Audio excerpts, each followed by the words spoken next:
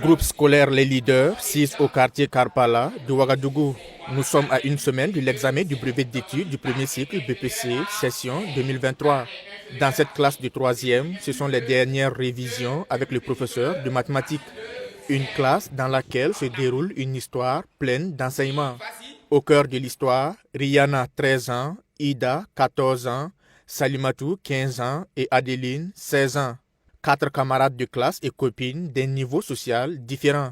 Rihanna est issue d'une famille moyenne, les 3 autres sont de familles moins nanties. Mais les 4 sont liés par des valeurs fortes d'amitié.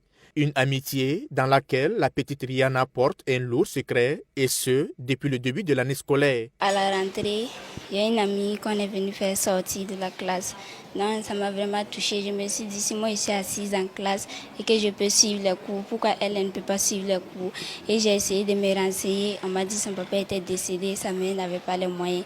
Donc, je suis allée en parler à ma maman et ma maman a décidé de prendre la scolarité en charge. Ce secret, la petite Rihanna le garde jalousement et se refuse à le dévoiler à ses copines.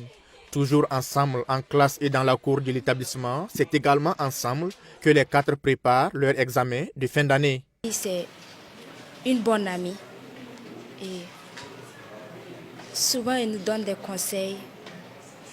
On traite souvent des exercices en groupe. Chacun envoie les sujets qu'ils ont et on travaille ensemble. Les yeux rivés sur le tableau, Ida suit attentivement la correction d'un exercice de mathématiques. Une classe, des camarades et un cours qu'elle aurait déserté en début d'année scolaire, faute de moyens pour honorer les frais de scolarité. On est venu me dire que de venir à l'école. On a dit de venir, qu'on a payé ma scolarité.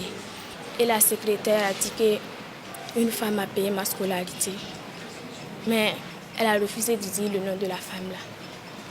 L'année scolaire de la jeune élève de 14 ans a été donc sauvée grâce à la générosité et la solidarité agissante d'une famille. Mais à la manœuvre, il y a cette jeune élève, Rihanna Tarnagda, sa camarade de classe.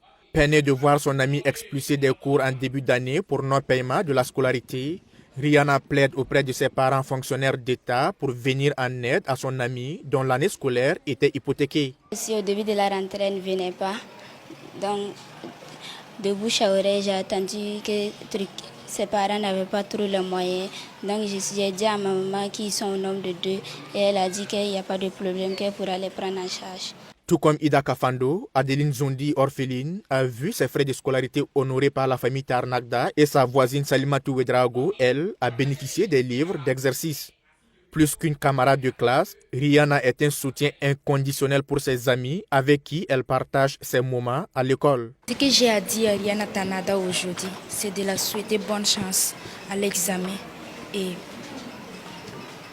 merci beaucoup pour ce qu'elle a fait pour moi. Parfois, comme Rihanna se débrouille bien en maths et en PC là, si j'ai des exercices que je ne comprends pas, je ne vais pas la demander. Elle m'explique. L'avocate des causes perdues n'aura pas besoin de trop d'efforts pour convaincre ses parents de qui elle a appris les valeurs de sociabilité, de solidarité et de compassion envers les plus démunis. Rihanna informe ses parents que 2 de ses camarades sont renvoyés de l'école pour non-paiement des frais de scolarité. Après vérification de l'information, Madame Tarnagda, en complicité avec son mari, règle les frais de scolarité des 2 filles, Ida et Adeline, 128 000 francs CFA par personne. On ne peut pas être heureux tout seul.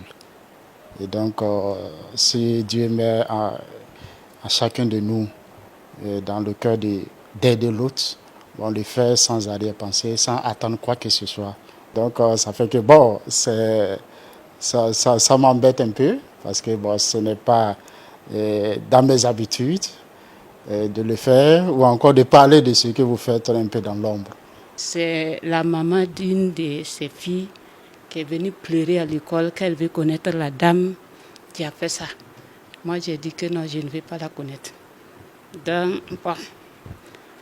Et après, j'ai dit non, ce que moi je cherche et que je prie que Dieu les donne, les accorde, les BPC. Jusque-là, Ida, tout comme les 2 autres, n'ont aucune idée de l'identité de ceux qui ont volé à leur secours et sauvé leur année scolaire. Mais Ida Kafando n'a que ses larmes sincères pour traduire sa reconnaissance. Je vais dire à cette personne que Dieu bénisse cette personne. Que Dieu leur donne tout ce qu'elle a besoin dans la vie. Si elle a des enfants aussi, que Dieu bénisse ses enfants. Que Dieu leur donne tout ce qu'elle a besoin. Si je gagne mon examen et que Dieu fasse que j'ai un travail, j'aiderai les enfants. Vendredi 9 juin, c'est l'heure du verdict. Au lycée Thomas Sankara, c'est la proclamation des résultats du BPC. Les 4 filles sont en attente de leurs résultats. Si Adeline a malheureusement été ajournée, Salimatou, elle, tentera encore sa chance au second tour. Grâce à la famille Tarnagda, Ida a franchi une étape de son parcours scolaire avec le diplôme du BPC en poche. À seulement 13 ans, Rihanna, qui a également réussi à son examen, ne mesure peut-être pas la portée de ses actions envers ses camarades de classe, mais elle aura réussi à transformer les larmes de chagrin de Ida en sourire. Je suis joyeuse, oui. C'est tout. Parce que monsieur, à l'EPS là, je ne pouvais pas faire lancer de poids. Je rends vraiment grâce à Dieu, ainsi m'a accompagné durant toute l'année. Je suis très contente de moi, je suis très fière aussi de moi. Ida, Salimatou et Adeline découvrent avec cette diffusion l'identité réelle de leur bienfaiteur. Ce reportage trahit certes un secret, mais un secret qui mérite d'être mis en lumière, surtout dans ce contexte de crise humanitaire où la solidarité doit être la valeur la mieux partagée des Burkinabés.